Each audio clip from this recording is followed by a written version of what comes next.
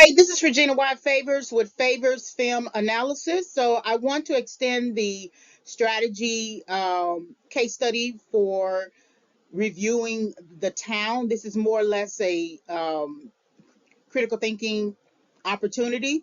And I want to look at assessing conflict with the narrative, conflict with the characters, the way that robbery cinema is depicted.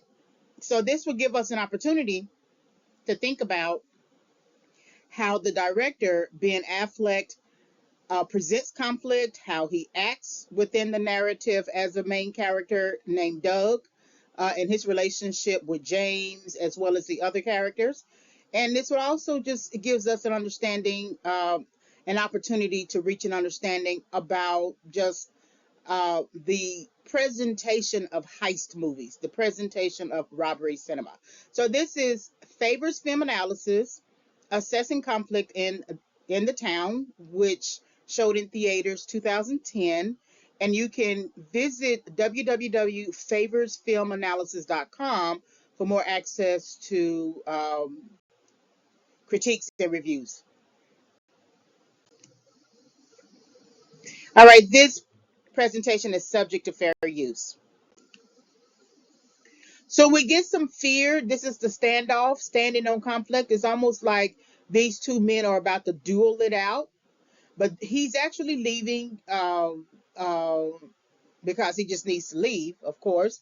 And so this is almost like a standoff, and it's almost like even though we know that Doug is maybe preoccupied with the ideal of not revealing himself and not revealing um, James, and we see the tattoo on his neck.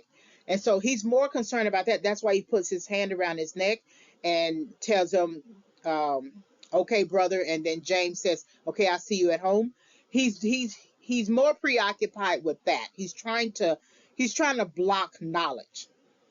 He's trying to block revelation. He's trying to block discovery, because if Claire sees it, it's a wrap. Whether she picks it up quickly or not, it's going to be in her brain, and she's going to see it, and she's going to respond. She could have a nightmare. She could be at the job and it just hits her, or whatever. So this is, on the surface, this is two men dueling it out, but really Doug trying to hide the truth about something.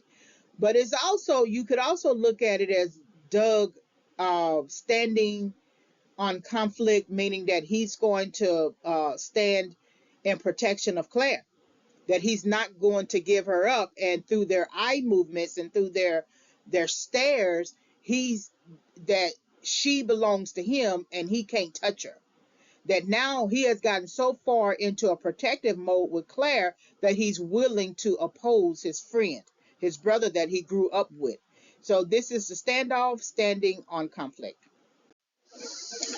All right, this is the end of the presentation. So if you want to listen to other film analysis,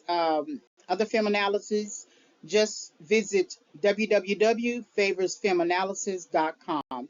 Thank you very much for listening.